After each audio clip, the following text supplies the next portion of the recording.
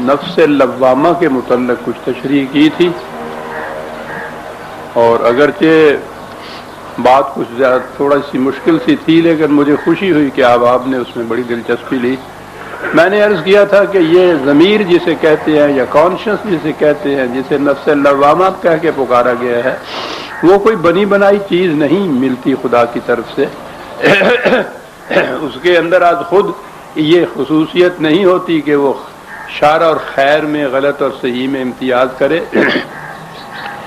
معاشرہ اس ضمیر یا نفس لوامہ کو مرتب کرتا ہے، اور جس قسم کا معاشرہ ہوتا ہے اسی قسم کی وہ ضمیر بن جاتی ہے۔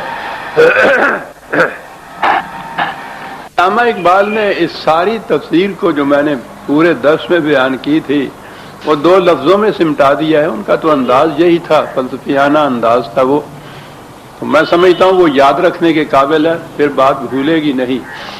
انہوں نے اپنے خطبات میں یہ کہا ہے، یہ کانشنس یا ضمیر یا نوامہ کے متعلق کہ یہ انٹرنلائزڈ سوسائٹی ہوتی ہے۔ بڑا خوبصورت لفظ ہے، معاشرہ جو سینے کے اندر سمویا ہوا ہو، بھئی یہ ہے جسے کانشنس یا ضمیر کہتے ہیں۔ مجھے یاد آیا کہ یہ چیز ایسی ہے کہ آپ احباب بھی اس کو یاد رکھیں گے۔ اور ضمناً ایک شعر میں بھی ذرا سا تسامح تھا، وہ میں نے کہا تھا، بہک بہک کے کہاں آ گیا ہے دیوانے، وہ ہے بھٹک بھٹک کے کہاں آ گیا ہے دیوانے۔ اس میں بھی بڑا لطیف سا فرق ہے۔ بات یوں ہو رہی تھی، نفس لوامہ کے معنی تھی کہ غلط بات پر کچھ ٹوکنے والی بات جو تھی۔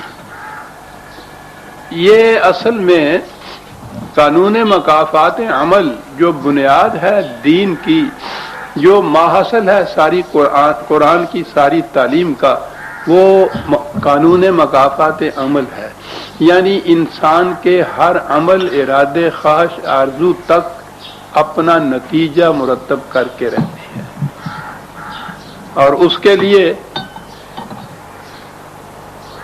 یہ خصوصیت نہیں کہ وہ اسی دنیا کے اندر مرتب کرے۔ قرآن کی روح سے چونکہ زندگی مسلسل چلتی ہے، اس لیے وہ اس کے بعد کی زندگی کے اندر بھی مرتب کرے۔ تو اصل چیز یہ ہے قانون مکافات عمل۔ یہ بعد کی زندگی کے متعلق اعتراض کیا جاتا تھا، اس زمانے میں بھی کیا جاتا تھا، آج بھی کیا جاتا ہے کہ یہ صاحب انسان مر جاتا ہے، وہ مردہ ہے، اس کی لاش ہوتی ہے، ہڈیاں گل سڑ جاتی ہیں، اور اس کے بعد پھر اس کا دوبارہ زندہ کرنا قرآن لمبی چوڑی بحث میں نہیں پڑتا، بڑے خوبصورت انداز میں بیان کرتا ہے کہ تم اسے ناممکن سمجھتے ہو نا کہ جب ہڈیاں گل سڑ جائیں تو پھر دوبارہ اس کا زندہ ہونا۔ یہ کہو کہ یہ ساری کائنات خدا عدم سے، نتھنگنیس سے وجود میں لایا ہے، جب کچھ نہ تھا اس میں سے یہ اتنی بڑی کائنات بن گئی، تم خود بھی کچھ نہیں تھے اور یہ بن گئے۔ تو اگر وہ جو عدم جسے نتھنگنیس کہتے ہیں اس سے اتنی بڑی کائنات وجود میں آتی ہے، تو اس میں تو پھر بھی تم کہتے ہو کہ گل سڑ گئی صحیح، کچھ تو ہوتا ہے ان کا باقی۔ یعنی وہ ان کے اعتراض کا یہ جواب ہے، اور یہ جواب بڑا عمدہ جواب یہی ہے کہ یہ چیز ناممکنات میں سے نہیں ہے۔ میں عرض کروں کہ مرنے کے بعد کی زندگی کے متعلق قرآن نے کہا ہے کہ ان کو تمثیلات میں بیان کیا ہے۔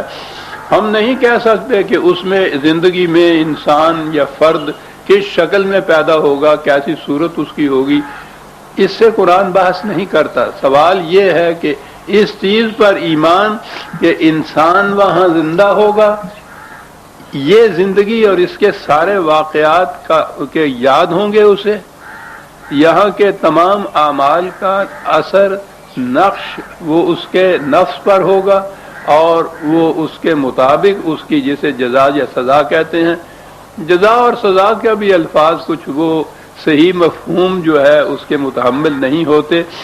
انسان کی زندگی کے متعلق یہ وہاں متعین ہوگا کہ وہ کس درجے میں پہنچتی ہے، وہ جس میں قرآن نے پہلے یہ کہا تھا کہ لمن شاء منکم ان یتقدم او یتأخر، وہ بڑی بنیادی چیز ہے کہ جو جس کا جی چاہے آگے بڑھ جائے، جس کا جی چاہے پیچھے رہ جائے۔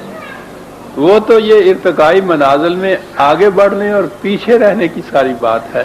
تو بہرحال اسے قانون مکافاتی عمل کہا جائے گا.